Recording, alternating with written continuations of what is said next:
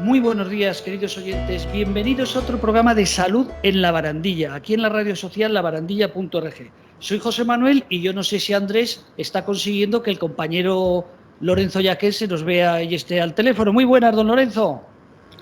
Buenos días. Hola, ¿qué tal? ¿Que no has Muy querido bien. venir con nosotros, con un pedazo de profesional que tengo yo aquí, un colega tuyo? Bueno, pero es igual.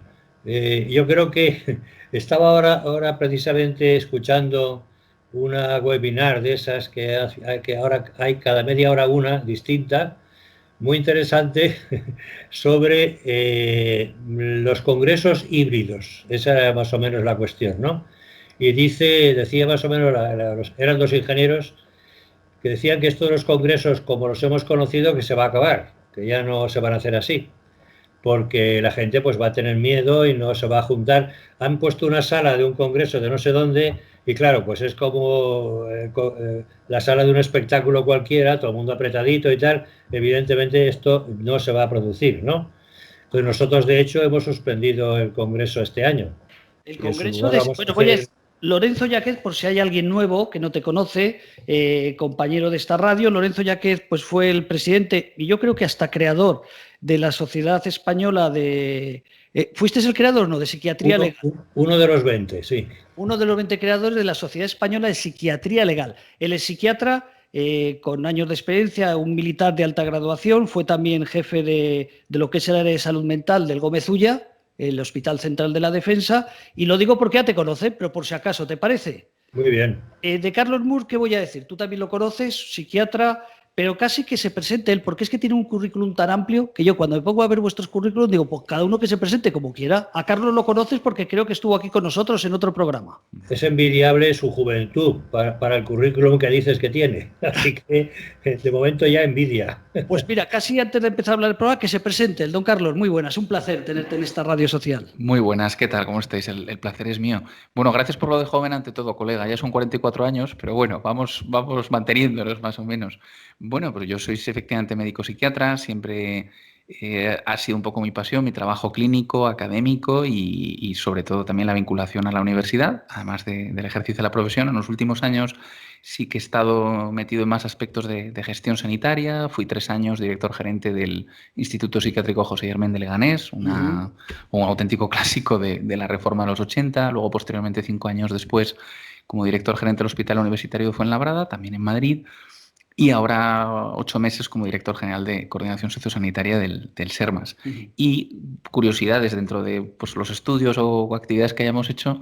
Yo también soy psiquiatra forense. Yo hice el máster de psiquiatría legal y forense del profesor Calcedo en la Universidad Complutense y soy socio de la Sociedad Española de Psiquiatría Legal. ¿Ah, sí? Sí, aparte Mira, de Lorenzo, qué sorpresa. entre otras muchas sociedades como la Academia Americana de Psiquiatría o haber sido presidente de la Sociedad Española de Medicina Psicosomática, pero soy socio de la de Psiquiatría Legal, efectivamente. Bueno, pues fíjate, voy a buscar un correo, un WhatsApp, Lorenzo, porque lo tengo por aquí, Lorenzo Yaquez. Hoy pues os voy a preguntar a los dos. Sabéis que hemos creado con Janssen un proyecto hasta el 31 de julio, donde las personas con problemas de salud mental pues mandan un WhatsApp al 629 086 019 629 086 019 y ahí nos tienen que indicar pues el tipo de trastorno que padecen y las circunstancias. Y una de estas personas que nos ha pedido información, digo, pues espérate que lo voy a preguntar cuando esté con Lorenzo en persona.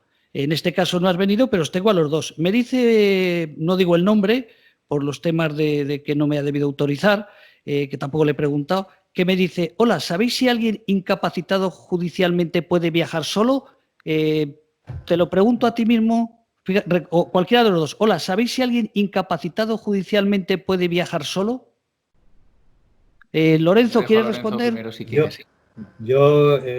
Vamos, no es que pueda. El único problema es que tiene que tener autorización del tutor. Exactamente. Pero ten en cuenta que, a ver, es que en la pregunta que ya le he leído por ahí, hay dos cuestiones. En una hablas de tutoría, o sea, de incapacitado, da la impresión de que incapacitado globalmente, y en ese caso, esa persona, pues, por ejemplo, para viajar tiene que tener permiso, autorización del tutor.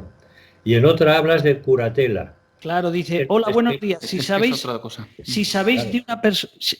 Hola, buenos días. ¿Sabéis si una persona con curatela sanitaria se puede casar y viajar? Yo he pensado que este se quiere largar, ¿eh? Lo tiene Se quiere difícil en largar lo que estos está tiempos. diciendo. Bueno, la curatela sanitaria es para controlar su tratamiento. Eso es. Entonces no tiene que ver nada con el casarse. Esa persona tiene una incapacitación parcial que, por lo que dices de curatela sanitaria, da la impresión de que se reduce a que tiene que tener un control por parte de otra persona de su tratamiento. Ah, o sea, Pero claro, eso bien. no habla nada de casarse ni no casarse. Es más, el cónyuge o la cónyuge podrían ser los tutores, o sea, perdón, los curadores de ese aspecto, si llegara a casarse, ¿no? O sea, estoy recordando, por ejemplo, Lorenzo, no sé si tú lo conociste, igual en su día como psiquiatra, por la buena relación que tienes con el Hospital de Día Lacman, pero aquí hay una persona que viene a ponerle una, iba a decir una practicante, un ATS, le viene a poner, pues cuando le corresponda, aquí al hospital su medicación. O sea, eso sería una curatela, por entender. Desde No, términos sanitarios, sí. Lo que ocurre es que, como decía Lorenzo, el término curatela es aplicable a muchas cosas. La curatela también es una figura jurídica aplicable en una incapacitación parcial para el gobierno de los bienes de una persona, el manejo de sus cuentas, el poder realizar compra-venta de productos, etcétera. Pero no tiene nada que ver con una incapacitación civil total. Perfecto. Lorenzo, ¿qué te parece si hablamos contigo de más cosas, pero ya que tenemos aquí al invitado, se habla en las redes sociales, comentaba antes Lorenzo Yaquet, de muchos temas, y uno de ellos es el COVID-19 y cómo ha podido afectar o cómo está afectando a las personas con problemas de salud mental. Tú que eres psiquiatra, profesor, médico, que llevas como Lorenzo muchos años tratando a pacientes con problemas de salud mental. Cuéntanos, vamos a empezar, luego nos dice Lorenzo su opinión, pero tú que estás aquí en directo, cuéntanos cómo crees que ha afectado, si crees que lo han llevado bien, si crees que esto va a afectar en el futuro. A ver, indudablemente yo creo que la pandemia que hemos vivido va a afectar en mayor o menor medida a la globalidad de las personas. Si estamos hablando también de personas con antecedentes de problemas de salud mental, pues mucho más. En particular yo me centraría en aquellos que han tenido enfermedades mentales graves y duraderas, que han estado en régimen de hospitalización parcial o total, o que conviven en un medio como pueda ser una mini residencia, o que dentro de sus rutinas supone acudir a un hospital de día o a un centro de día o un centro de rehabilitación laboral o un centro de rehabilitación psicosocial y, lógicamente, el cierre de la atención en dichos centros durante los meses de la pandemia ha contribuido mucho a alterar su estatus previo, lógicamente. Y, desde luego, las consecuencias en muchos casos no han sido positivas. Ha habido, lógicamente, recaídas de muchísimas personas de sus patologías previas y no hay que olvidar que se han generado muchas patologías previas, ya no solo en personas con antecedentes, sino un poco en el global de la población. Nos vamos a encontrar a partir de ahora muchísimos casos relacionados con duelos mal cerrados o poco no elaborados, con trastorno de estrés postraumático en muchísimos profesionales sanitarios, con síntomas de ansiedad y de depresión, ya no solo generado por una situación insólita, ¿no?, de confinamiento, de una crisis sanitaria de proporciones absolutamente bíblicas en el mes de marzo y en el mes de abril, sino también por la incertidumbre general que se cierne sobre nosotros. Y, evidentemente, dicha incertidumbre afecta mucho más a la salud mental de aquellas personas ya vulnerables. Y, evidentemente, pues son las personas que más cuidado, que más objeto de cariño y de buen tratamiento tienen que recibir en estos momentos. Fíjate, luego volvemos con Lorenzo para seguir este tema, pero como has estado en la administración durante estos meses, has sido, incluso me has dicho que has ido a colaborar voluntariamente a una residencia como médico. Se habla mucho de los sanitarios, del estrés de los sanitarios. Claro, yo estoy pensando cuando estábamos todos en casa encerrados, Lorenzo teníamos la suerte de que podíamos salir a la radio, podíamos hacer otras cosas, pero bajábamos con cuidado a tocar el pomo de la puerta, a tocar el timbre del ascensor, todo con miedo. Claro, yo pensaba en las personas que van a las residencias, que tú has estado, como has dicho, colaborando en una residencia, o cuando tenías que ir a los hospitales, claro, eso tiene que ser duro, ¿no? ¿O os hacéis de piedra? Cuéntame. Indudablemente. Yo creo que, ante todo, debemos reconocer que somos personas con emociones, sentimientos, y aunque desarrollas una cierta capacidad de adaptación o de resiliencia ante la tragedia, es verdad que hay muchísimos compañeros, médicos, enfermeros, auxiliares, celadores, que están realmente muy afectados en estos momentos por lo vivido, porque era una situación por la cual nunca habíamos pasado. Y evidentemente el presenciar el drama en primera línea, las dificultades, ha sido muy duro para muchísimas personas. Y luego hay un aspecto que tampoco podemos olvidar, que el enorme número de sanitarios que también han sido infectados por el COVID y que ellos mismos han padecido la enfermedad. Yo creo que eso es un dato que, lógicamente, siendo una enfermedad cada vez menos desconocida, pero todavía ignota en muchos sentidos, va mucho más allá de los efectos sobre el aparato respiratorio o sobre determinados sentidos, sino que deja una profunda huella en la salud mental de estas personas. Eso no cabe duda. Y cuando presencias determinadas cosas, pues como comentabas, yo para conocer de primera mano el terreno en el que estábamos intentando ayudar, yo fui a cubrir una baja de un médico en una residencia de mayores, que ha sido uno de los entornos lógicamente más devastados por la tragedia.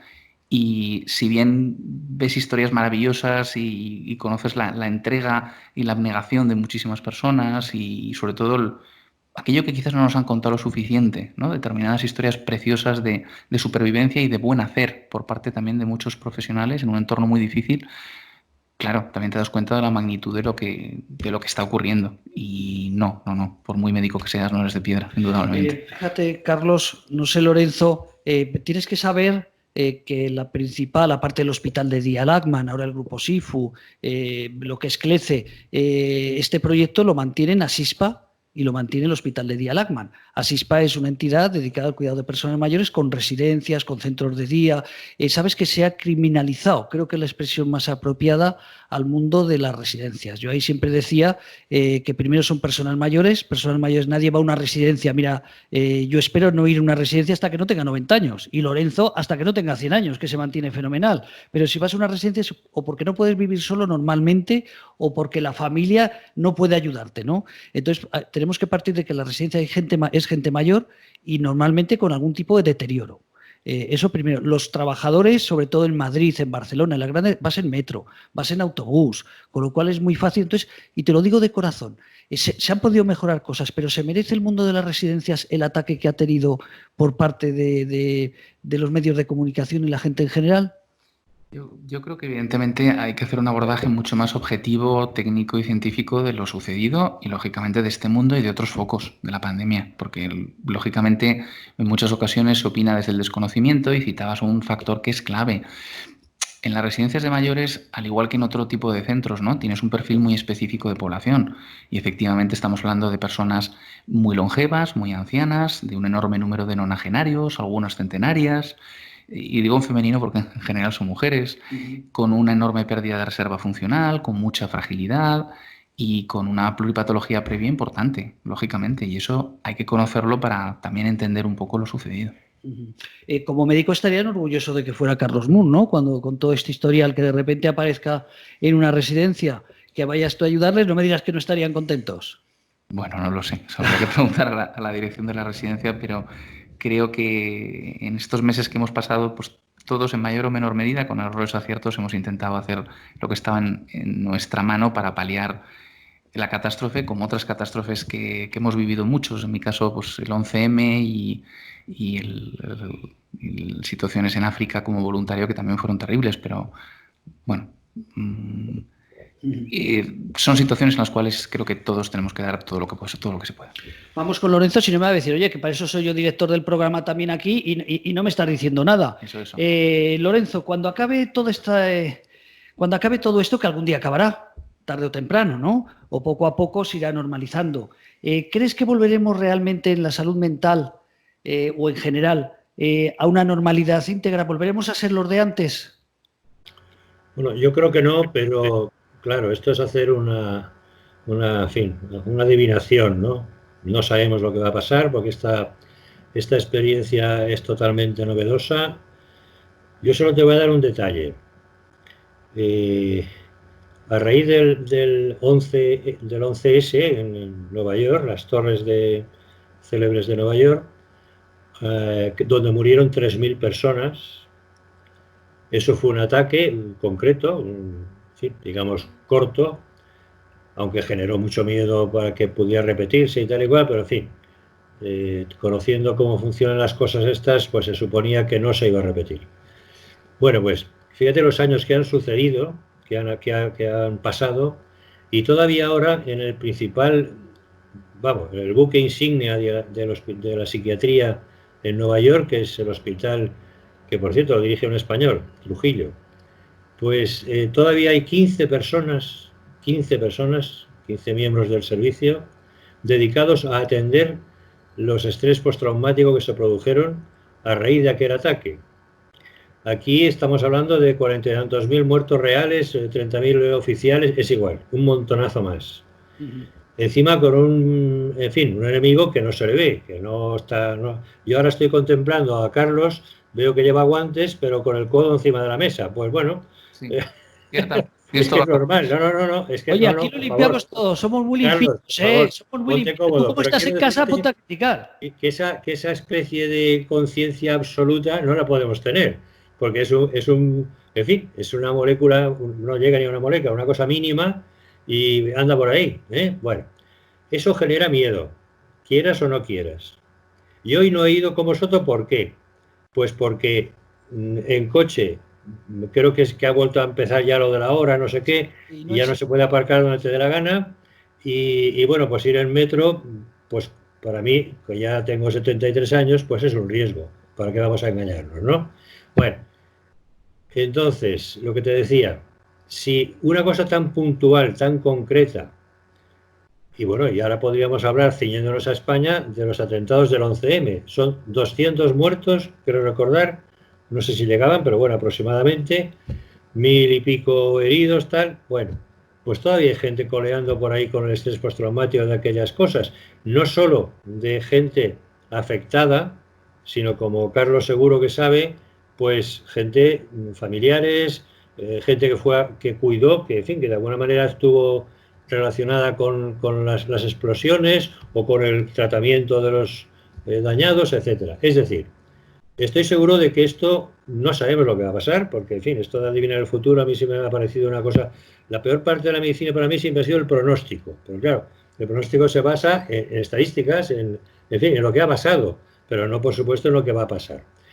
Os he enviado un gráfico antes, no sé si Andrés lo tendrá por ahí visible, vamos, visible, que se pueda ver para el personal que esté oyéndonos, en el que la curva más pequeña, o de las más, la pequeña, no pequeña del todo, pero en fin, la menor es precisamente lo que ha sido hasta ahora, la pandemia, ¿no? O sea, los efectos físicos de la enfermedad.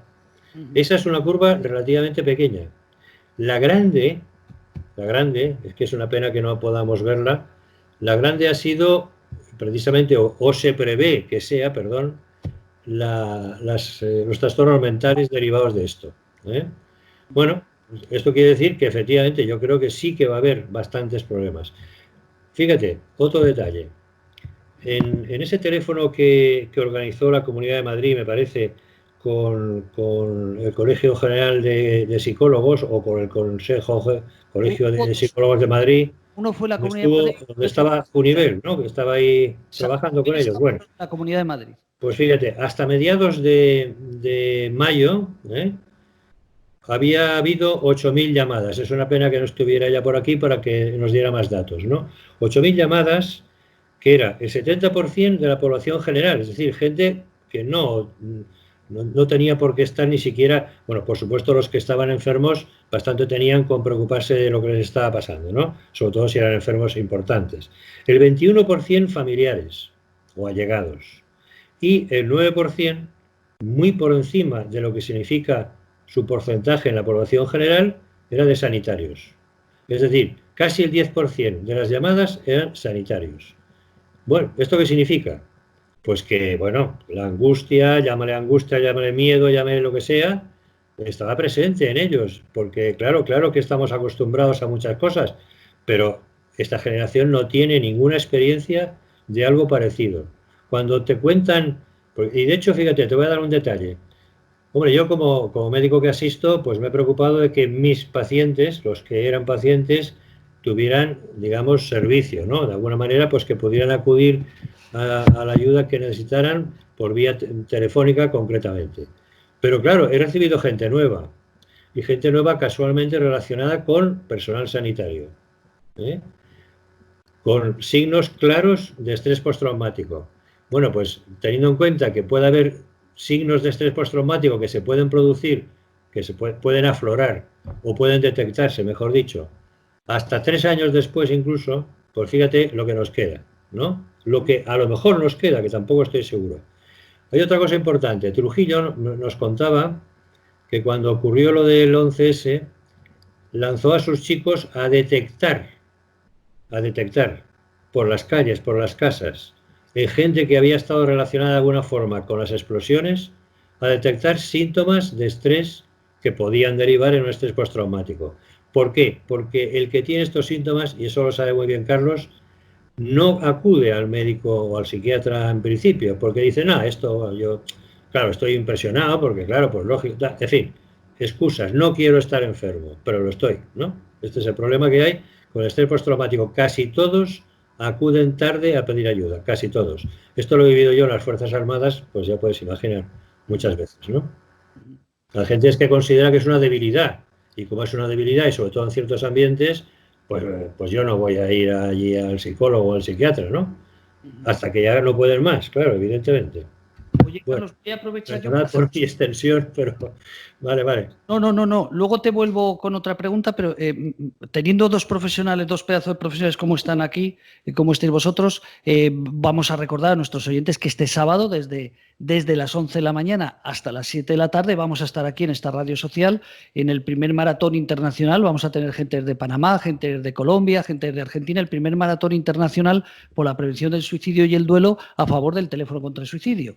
Y voy a contar que al principio, tú lo sabes, Lorenzo, pero así Carlos lo va a escuchar ahora. Al principio planteamos, cuando empezó esta pandemia, el día 8, el día 9, el día 10 de marzo, mandamos un comunicado a todos los compañeros de prensa que conocemos, donde recomendábamos que no hablaran del suicidio, que iba a haber suicidios, pero por un lado pensamos que esto, al estar más protegidos en casa, iba a bajar el número, y por otro lado, pues no era conveniente, ante todo el sufrimiento que iba a tener la sociedad, encima hablar de suicidios. Pero hablando con dos grandes amigos vuestros, uno de ellos fijo, que es José Luis Carrasco, tú lo conoces porque ha estado aquí y tú también lo conoces muchísimo. Y luego otra gran psiquiatra, que a lo mejor tú no la conoces, pero ellos son amigos y creo que hasta te sustituyó, por ahí debió ser, que es Marta Presas. Ella es la actual jefa de salud mental del Hospital Central de la Defensa. Y en estos últimos 15 días o 20 días, por eso decidimos hacer este maratón de la prevención del suicidio, ambos, tanto José Luis como Marta, nos explicaron que se iba a empezar otra vez a aumentar el nivel de los suicidios.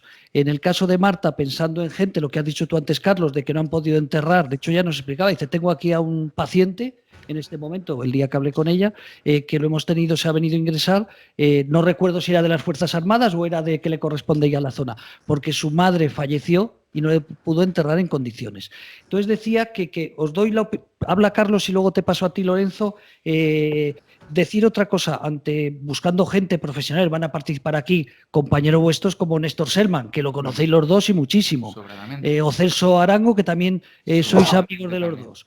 Os decía que buscando gente que sepa como vosotros de estos temas, pues hablé con el promotor de Cero Suicidio Policial, que es un policía de Sevilla, que ha creado esta plataforma, y me mandó una noticia que en este mes de mayo se habían suicidado 2 hosteleros. Y hablamos de los 2 hosteleros. Dice, pero es que el problema, José Manuel, es que estos 2 hosteleros, porque uno era, el 1 de mayo fue lo primero que impresiona, y ahora a finales de mayo pues es un restaurante muy conocido. Dice, pero es que yo tengo otros 2 conocidos de una empresa de chucherías, de una tienda de chuchería, y otra empresa que no recuerdo si era no recuerdo de qué era, que también se habían suicidado. Entonces, Carlos, ¿crees que tenemos que ponernos las pilas la sociedad en general, aparte de la economía, pero para este aumento de suicidios que comentaron tus colegas y que me están dando ahora mucha preocupación? ¿Crees que va a ser así, Carlos? A mí no me cabe duda que es un momento idóneo para intensificar aún más todas las campañas y todo lo que sea debido para la prevención de la conducta suicida, especialmente de conductas repetitivas, para la prevención activa y la búsqueda de casos de riesgo, porque sobre todo se puede dar en amplias esferas de la población y no solo en personas con antecedentes de problemas de salud mental.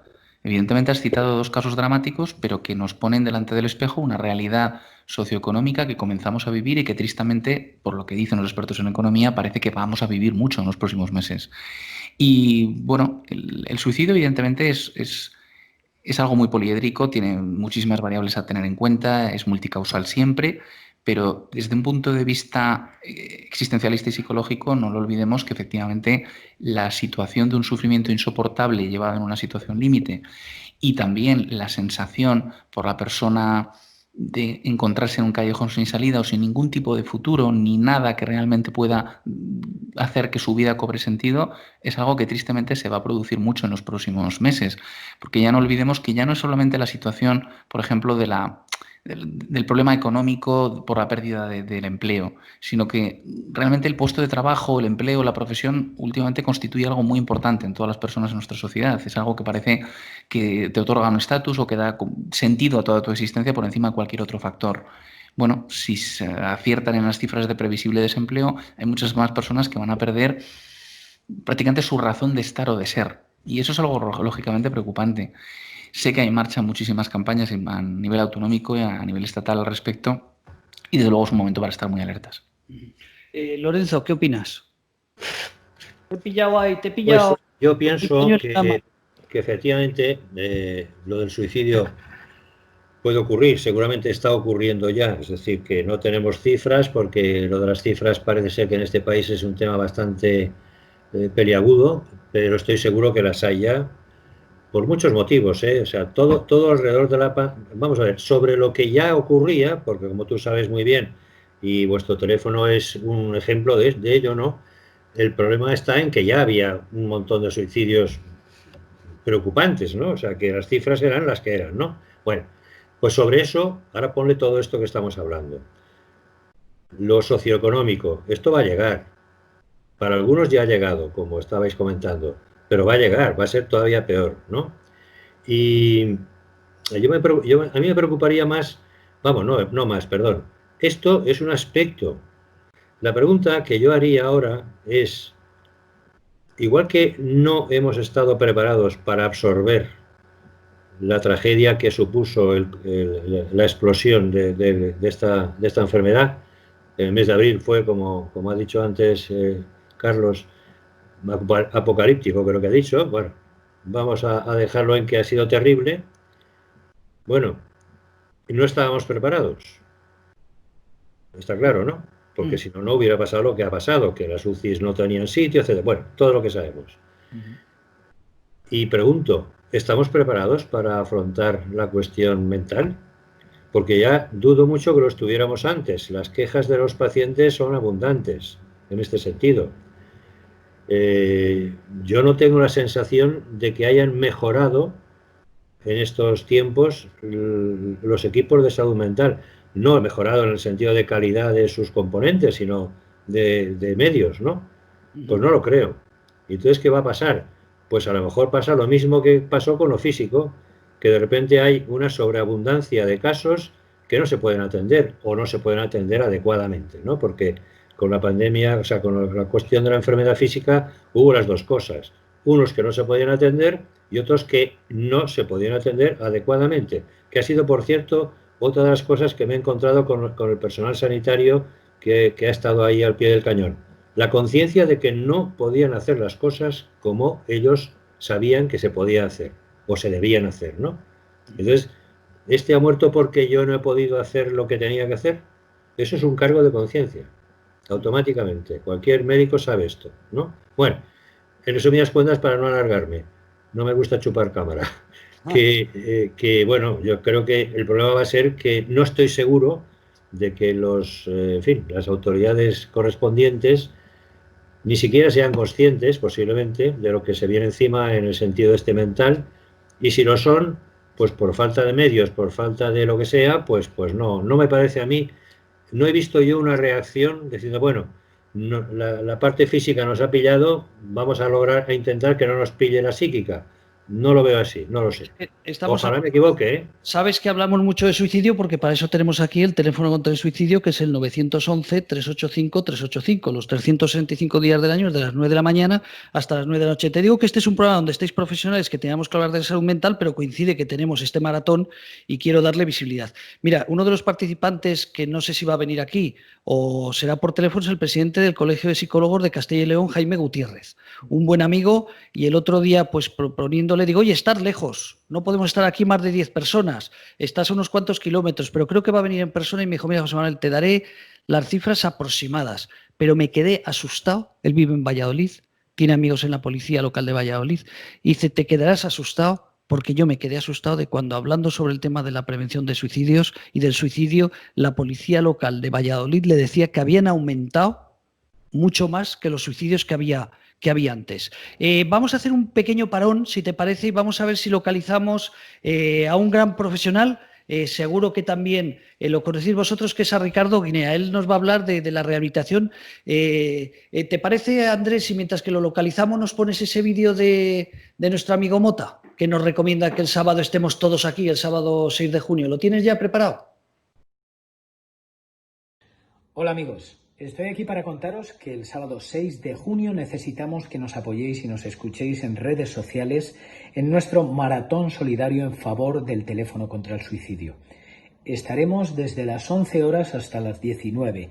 Habrá música, humor y por supuesto la participación de un montón de gente comprometida con la prevención y el duelo en nuestro país. No puedes faltar. Te esperamos. Bueno, pues después de escuchar a Pepe Mota, que la verdad es que yo creo que todo el mundo lo conoce en España, ¿no? Carlos, tú conoces a Pepe Mota. Indudablemente. Y tú, Lorenzo, también conoces a José Mota.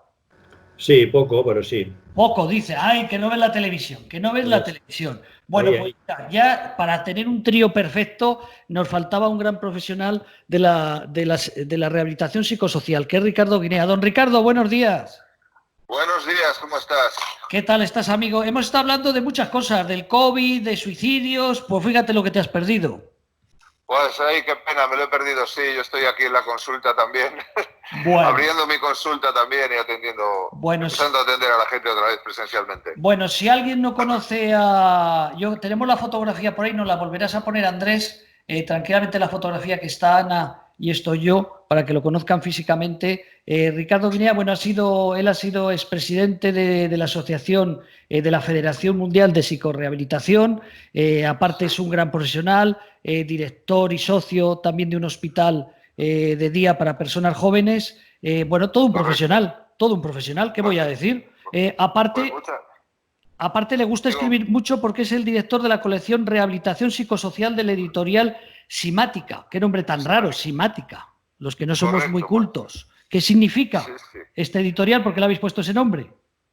No, en realidad yo soy el director de la colección de libros sobre rehabilitación psicosocial, que es una colección nueva. Tenemos 2 títulos de momento, una sobre el concepto de recuperación y otra sobre casos clínicos. Y Simática es una tradición que la dirige Manuel Esber desde hace muchos años. Es un editor especializado en temas de salud mental y en temas de psicoanálisis, psicología y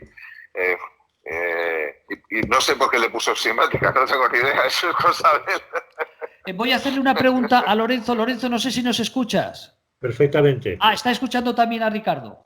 Sí, sí. Fenomenal, vale. Ricardo, mira, yo te iba a hacer una pregunta. El otro día te vi con un colega tuyo en un vídeo por ahí, que también lo conoce, no me ha dado tiempo de pasárselo a Carlos, pero Lorenzo ya que lo conoce, que estabas con tu compañero Martín Vargas.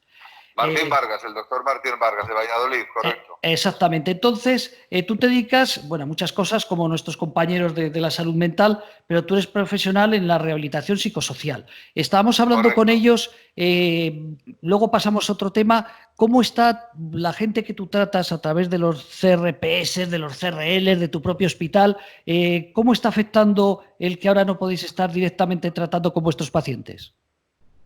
Bueno, pues ha sido bastante difícil y bastante desafiante para los equipos. Nosotros, y hablo por mi propio hospital de adolescentes, ¿sabes? Con adolescentes y jóvenes con trastornos psiquiátricos graves, es un hospital de día, pues lo que hicimos fue una rapidísima evolución hacia la atención telemática, ¿no? Es decir, enseguida empezamos a hacer pues las intervenciones psicológicas, incluyendo luego intervenciones grupales que encontramos la manera de hacerlas y luego incluso intervenciones familiares con grupos de familiares, ¿sabes? De manera telemática. Y bueno, los pacientes que están pudiendo acceder a estos procedimientos técnicos, pues la mayor parte pues se han seguido manteniendo atendidos, cada uno con sus dificultades propias y también las dificultades de su grupo social. En un porcentaje bastante alto, pues hemos podido trabajar bastante bien, ¿sabes? En un porcentaje reducido, que estaban confinados en situaciones más complicadas, con familias con problemas o familias con, en fin, con problemas tradicionales del tipo de malas relaciones o inestables o grupos familiares muy inestables, pues la verdad es que lo han pasado bastante peor. Y ha sido bastante más difícil.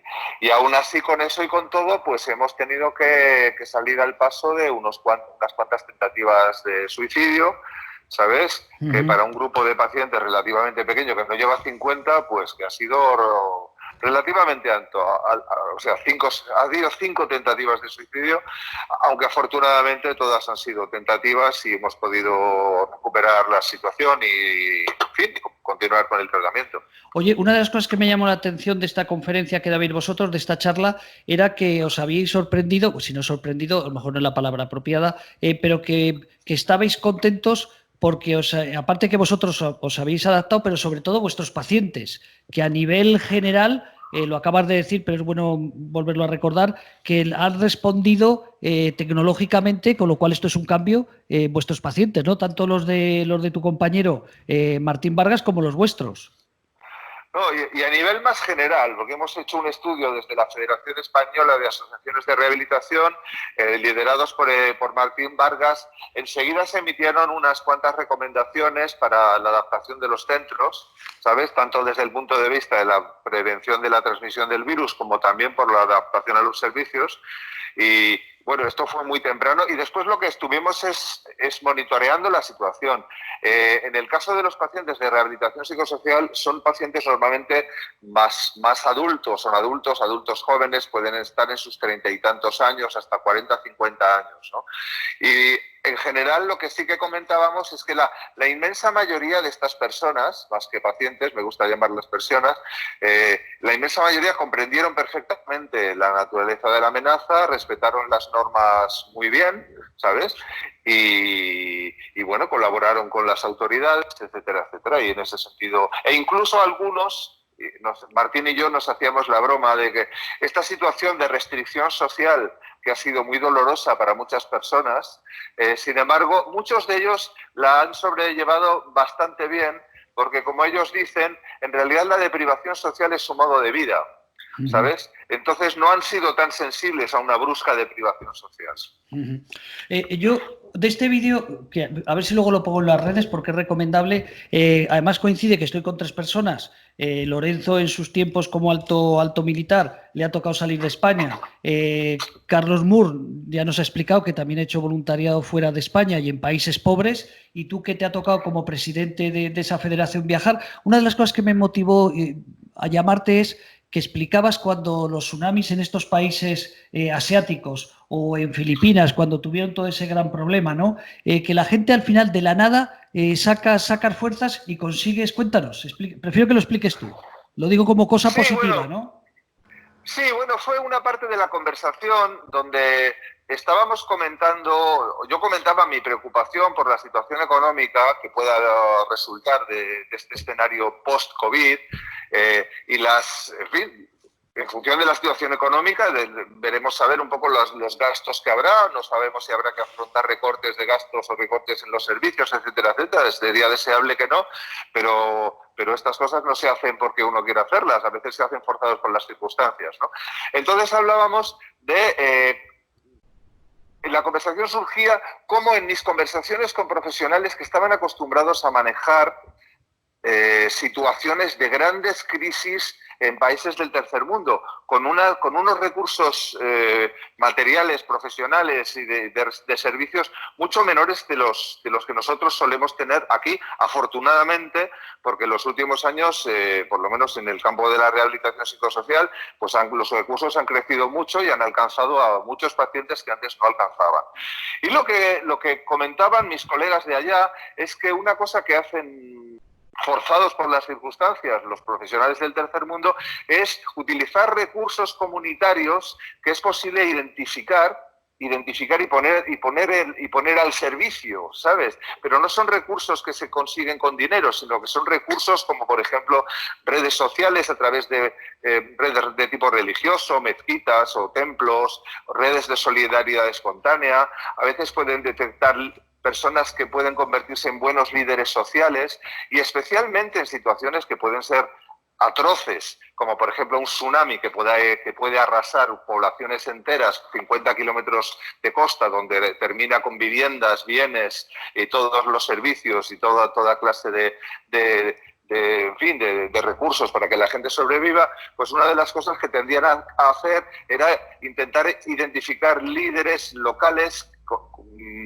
enérgicos, con capacidad resolutiva, y que eran capaces de organizar a los supervivientes, ¿no? y sacarles de una especie de postración por su sentimiento de víctimas, ¿no? Y favorecer una transición de la sensación de víctima a la sensación de superviviente, de tal manera que todo el mundo se ponía a colaborar y para restablecer un poco las redes de abastecimiento de aguas, de cuidado a las personas necesitadas, etcétera, etcétera. Y que eso era algo que los países del tercer mundo, pues en estas situaciones, tienden a hacer de manera más o menos exitosa, naturalmente, dependiendo de cada sitio.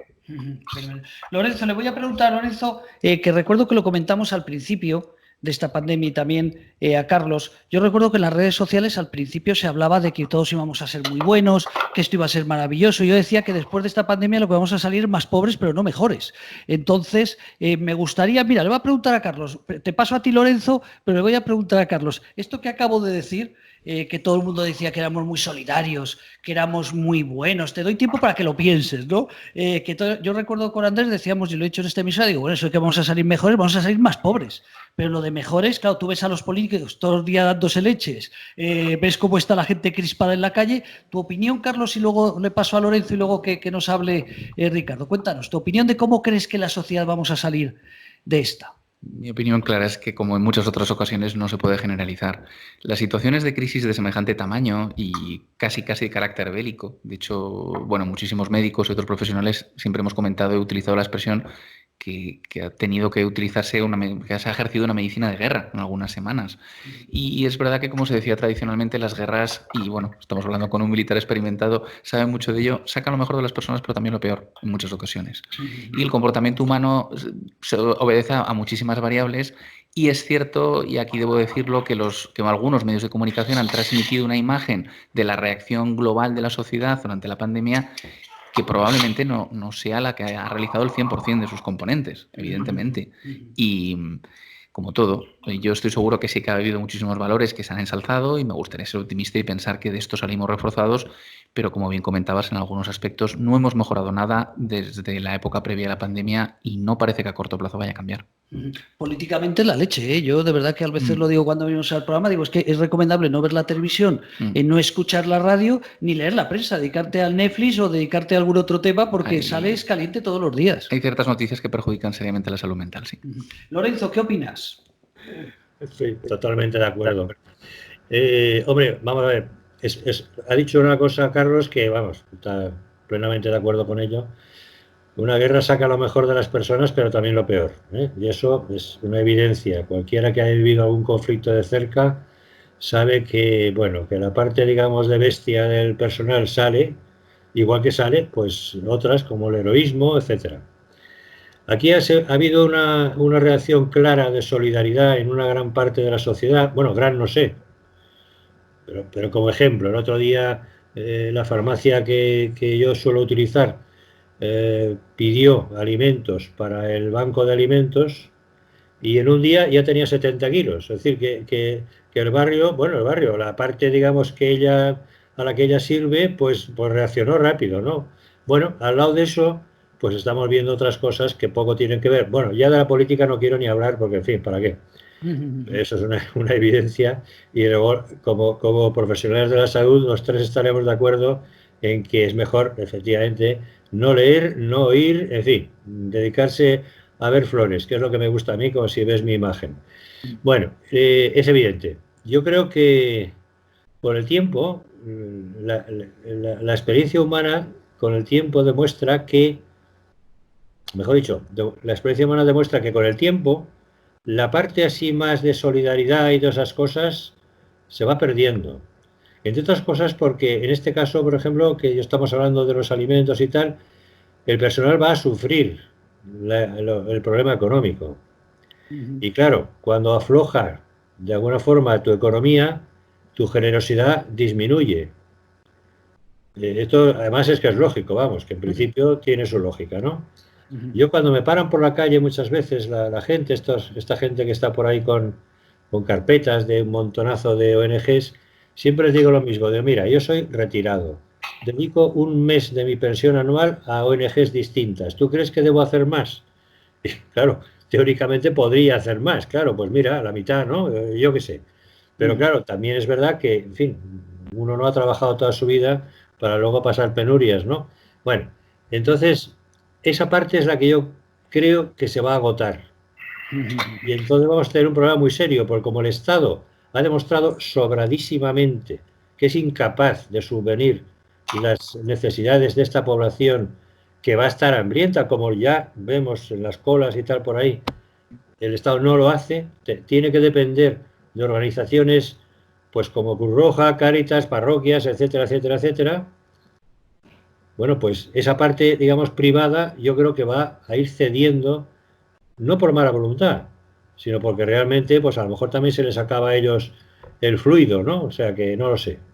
Fíjate, yo ahora para Ricardo que nos está escuchando, me he pasado una cosa a otra, pero estos días estamos viendo Estados Unidos y es que tener la oportunidad de tener a Carlos Mura al lado, estar al otro lado de la pantalla, a Lorenzo, a mi querido amigo Lorenzo, y tener a Ricardo que ha viajado un montón. Estos días estamos viendo el caso de Estados Unidos. Yo lo voy a preguntar como psiquiatras, en este caso como médico, nuestro amigo Ricardo. Yo estoy viendo la televisión, lo poco que la veo, vemos lo de Estados Unidos. Yo entiendo que la policía de Estados Unidos, y tú que eres militar, sabes que no es lo mismo la española, porque, hombre, los delincuentes algunos llevan pistolas, otros llevan navajas, pero es que en Estados Unidos todo el mundo puede llevar una pistola, porque además está legalizado. Con lo cual yo entiendo que la policía de allí tenga que tener más precauciones que la de aquí. Entiendo que puedan cometer más atrocidades, porque la defensa de ellos siempre va a ser mucho más complicada y mucho más tensa. Pero mi pregunta es, Donald Trump, y lo estoy diciendo en serio, fíjate, lo veis como psiquiatras y como médicos, Ricardo. Voy a empezar por ti, Ricardo, que no has hablado últimamente, pero luego sigo con ellos. Yo estoy viendo a este hombre y la postura que está tomando, está claro que es listo, si no, no hubiera llegado a presidente de Estados Unidos. Y encima es un millonario, luego tampoco tonto no es, si no tampoco hubiera creado el imperio que ha creado empresarial. Pero este hombre, las posturas que está haciendo, ¿no creéis que algo le pasa? Y no sé qué, no voy a insultar a las pobres personas españolas con trastorno mental porque sería insultarles. Pero Ricardo, luego se lo paso a Carlos. ¿Cómo ves a este hombre? Te lo digo por curiosidad porque de aquí te asusta decir, pero ¿cómo va a haber un tío que encima a los gobernadores les esté dando caña para que sean más animales todavía? Cuéntame, Ricardo.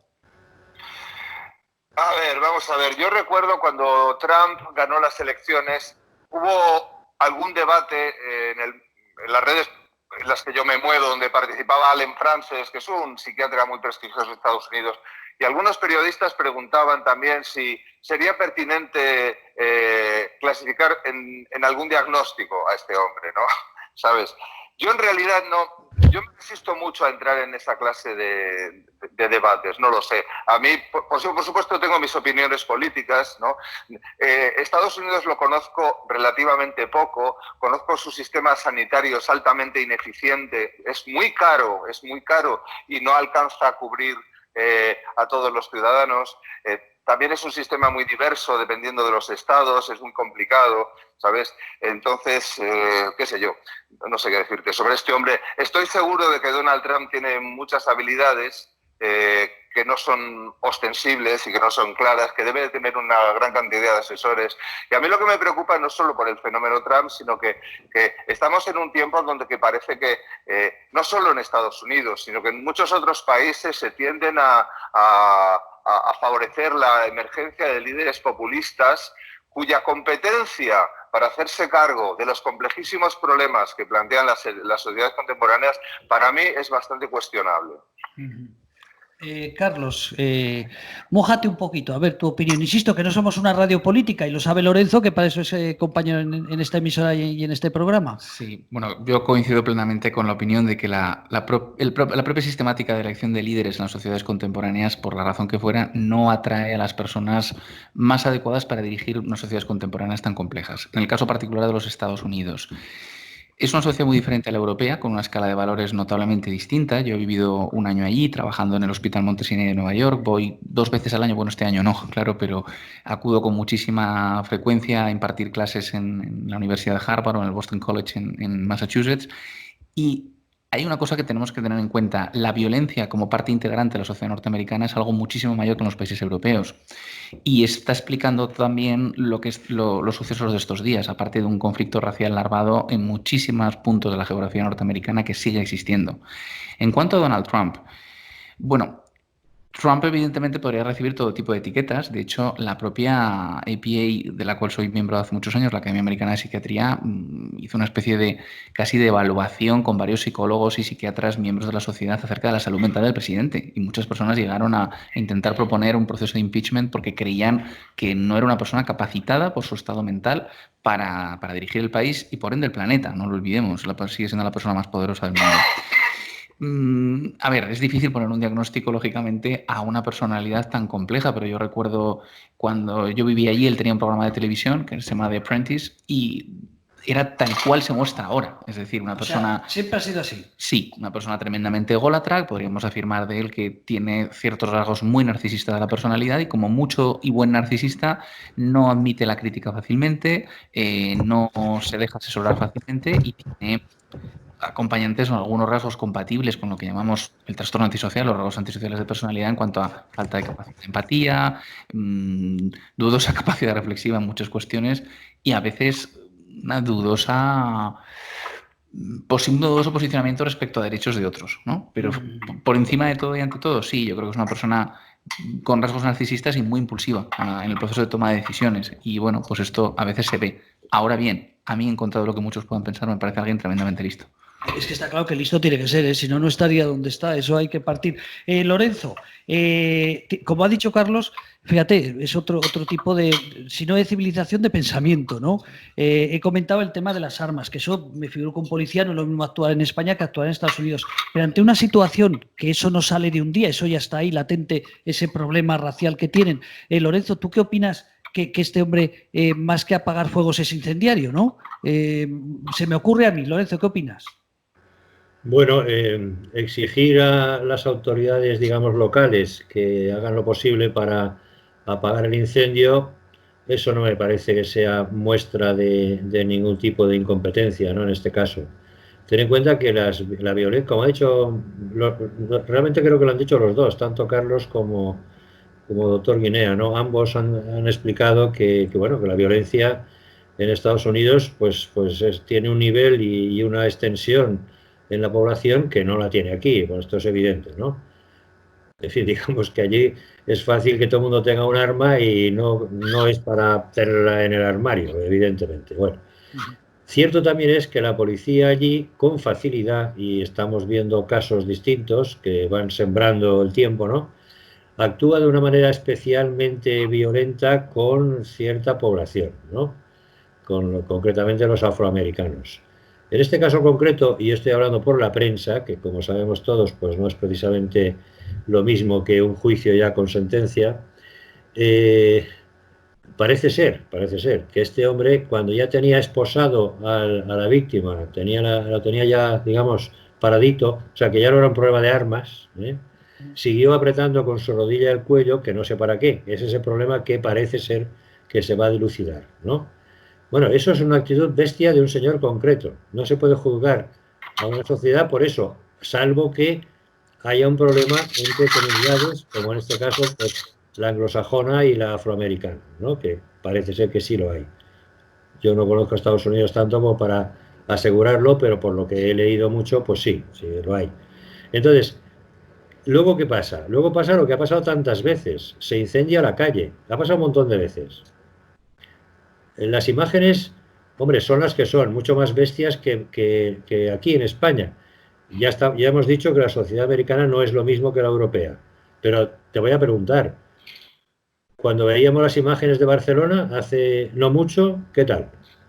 Pues eso estaba pensando. Digo, la verdad es que la imagen que tenemos de Estados Unidos debe ser la imagen que tiene Europa o que tenía el mundo de España con Barcelona. Claro, hombre, no, la verdad es que es mucho peor, ¿no? Porque, en fin, parece ser que, no, yo he visto imágenes de llamas y tal, y hombre, aquí no se dio tanto, ¿no? Pero bueno, quiero decirte que cuando la masa, la que sea, se desmanda, es muy complicado a ver qué haces, porque ¿qué haces? Pues decir a la policía que actúe, a la policía, a la Guardia Nacional en este caso, a quien sea, porque lo que no puede ser es continuar en esta situación que va a costar más víctimas, porque esto es el problema al final. Yo creo que ya he leído por ahí que ha muerto alguno más. Sí, sí, Claro, sí. pues es lo que pasa. En España no murió nadie de milagro, pero a alguien a que le lanzan una adoquina a la cabeza, pues hombre, posibilidades de quedar mal como mínimo sí tiene, ¿no? Bueno, ¿y eso qué nivel de violencia es? Y además una violencia premeditada, ¿eh? No, no es la masa loca, es alguien que está en un balcón y tiene un adoquín. ¿Eh? Claro, pues es decir, que es complicado juzgar. Bueno, yo a Trump ya no, de Trump no hablo porque, bueno, ya habéis dicho muchas cosas, pero hablo de la situación. Me parece que es una situación difícil que acabará, porque acaban todas así, pero acabará mal, como siempre, y acabará pues con que la población afroamericana considerará que se ha cometido una injusticia, seguirá pensando que ellos tienen un trato peor que la de la anglosajona, y eso no se arregla con 4 días ni con 4 discursos, está la verdad. Es que a mí, fíjate, ya terminamos con esto y ya nos vamos a despedir con última pregunta. Me llamaba la atención pensar en España que era ocurrir en Cataluña lo que ocurrió hace unos meses, ¿no? Con esta situación de pandemia es lo mismo que Estados Unidos. Digo, por eso es lo que os he hecho esa pregunta, porque me da pena. O sea, a mí realmente me da pena esa gente, los americanos, yo porque tengo familia allí. Bueno, vamos a terminar con lo que hemos empezado. Carlos. Querido amigo, ¿qué recomendarías a las autoridades en el tema? Porque lo que nos preocupa que es la salud mental. Me refiero que otros que tengan que ver con traumatología, pues dirán que no vayan en bicicleta, que tienen los músculos todavía flojos, ¿no? Pero en salud mental, ¿qué recomendarías a las autoridades si alguien nos escucha? ¿Estás cocinando, Ricardo? Te escuchamos en los ruidos que parece que estés cocinando. No, me estoy moviendo aquí por el despacho. Vale. No estoy cocinando. Vale. Dime, Carlos, ¿qué opinas? Bueno, yo creo que habría que dar muchísimos consejos y no solo a las autoridades o a quienes pueden posicionar recursos para realmente dar atención a esa curva o esa pandemia de problemas de salud mental que comentaba Lorenzo anteriormente, que con total seguridad va a venir, sino también dar muchos consejos y mucha pedagogía a la población general, porque es verdad que vienen tiempos duros. Hemos pasado unos meses de una situación total de emergencia, pero ahora vienen unos meses presumiblemente muy duros y que nos van a poner a prueba individual y colectivamente. Y es cierto que todo aquello que sea incrementar recursos intermedios, potenciar las habilidades en todos los sentidos de aquellas personas que tenían un problema de salud mental previo, prevenir determinadas situaciones de exclusión o situaciones de riesgo justamente para poner a personas con mayor o menor riesgo de vulnerabilidad en situaciones complicadas y sobre todo incidir en el tema del riesgo suicida. Yo creo que son 4 o 5 cuestiones que hay que poner encima de la mesa en el momento actual. Estabas escuchando, ¿verdad, Ricardo? Estoy escuchando. Cuéntame, sí. tus recomendaciones. Recomendaciones. Bueno, vamos a ver. Yo ahora mismo estoy intentando ver cómo reabrimos y de qué manera podemos reabrir los servicios que tenemos, ¿sabes? Y por lo que el contacto que tengo con otros colegas, pues una buena cosa será volverlos otra vez a poner en funcionamiento con la máxima rapidez posible y reevaluar las situaciones que se estén presentando, más allá de imaginarnos qué tipo de escenarios, intentar evaluar efectivamente qué situaciones se nos están presentando, ¿no? Y luego, pues vamos a ver, yo como te comento, mi inquietud es un poco en el medio plazo. Vamos a ver en el medio plazo efectivamente cuáles son los riesgos que van a aparecer, los riesgos psicosociales, ¿sabes? Derivados de la interacción entre las condiciones de vida y la salud mental, que tiene una interacción importante, ¿sabes? Como en la OMS se lo llaman los determinantes sociales. A mí me parece que las penurias y las dificultades económicas van a afectar a muchas personas y esto va a afectar a su salud mental y vamos a ver cómo conseguimos reformarnos en el sentido de reaprender los profesionales a partir de las circunstancias que se nos aparezcan, cuáles serán las formas más eficientes de prestar ayuda a las más cantidad de personas posibles. Entendido. Entendido. Y Lorenzo, te dejo a ti despedir el programa, aunque luego me despido de la gente, pero tú, tu última opinión. Bueno, ya he dicho antes que tenía la impresión, que quizás sea una impresión falsa, pero en fin, la que tengo, ¿no? Por compañeros que están en la pública y tal, que, bueno, posiblemente no se esté haciendo demasiado para prevenir lo que puede ocurrir en la salud mental, ¿no? Que quizás sea más que tener ahora mismo muchos medios, porque a lo mejor ahora mismo no hay dinero siquiera para tenerlos, ¿no? Porque esto es otro problema muy serio que tenemos. Si la gente de los ERTE no está cobrando, pues imagínate tú, como para pensar en reforzar equipos, etcétera, ¿no? Vamos, yo creo que bueno, Carlos, no quiero comprometerlo, pero Carlos ha estado recientemente en la gestión pública y bueno, supongo que podría contar y hablar muchísimo. No te pregunto, no te pregunto porque, bueno, lo que te quiero decir es que me temo que tendría que haber un plan por lo menos, es decir, yo estoy convencido que en sanidad, a ver si nos aclaramos, no podemos tener todos los medios a 100% por si viene otra pandemia. No podemos porque es imposible. Eso es un gasto que no se puede financiar. Pero sí tendríamos que tener la capacidad para que en un momento determinado poder hacer que los equipos se dupliquen, se tripliquen o lo que haga falta, pero tenerlo previsto. No, bueno, vamos aquí a ver a quién cogemos y tal, y de cualquier manera.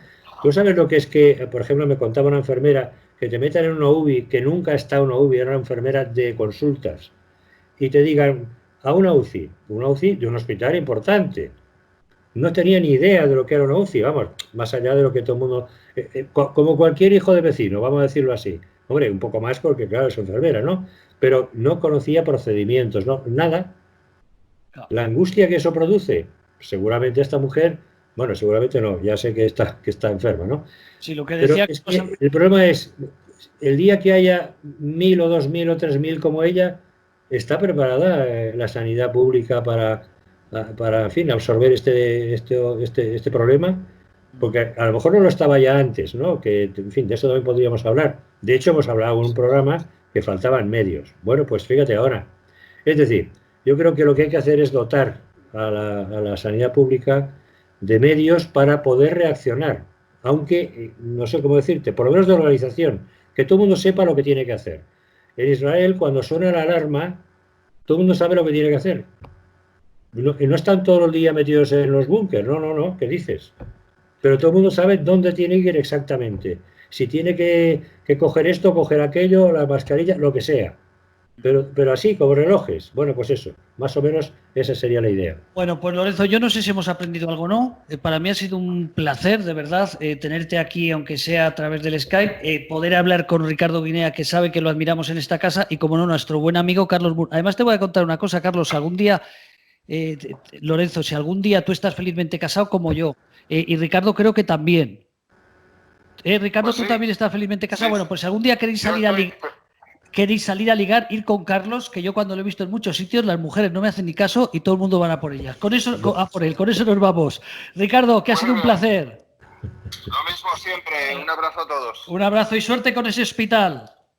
Gracias. Un abrazo, Ricardo, que te vaya muy bien. Lorenzo, la semana que viene más. Ah, sí, eso es nuevo. Eso es nuevo, claro, pero hombre, ahora lo que nos ha quedado hoy lo tenemos que terminar la semana que viene. Un abrazo, Lorenzo. Un abrazo, Carlos, un abrazo, me alegro de verte. Igualmente, Lorenzo, muchas gracias. También, Ricardo, gracias. Y bueno, Carlos, bienvenido. Muchísimas Sabes que gracias. esta es tu casa. Gracias. Bueno, queridos oyentes, nos vamos. Ha sido un placer. Soy José Manuel Dolader. Salud en la barandilla. Como siempre, aquí en la radio social, labarandilla.org. Y el sábado, recuerden, el sábado, desde las 11 de la mañana hasta las 7 de la tarde, 8 horas seguidas, hablando de prevención de suicidio y de duelo. Muchísimas gracias, con actuaciones musicales, bueno, de todo. Ahí nos vemos. Un abrazo, José Manuel y Andrés.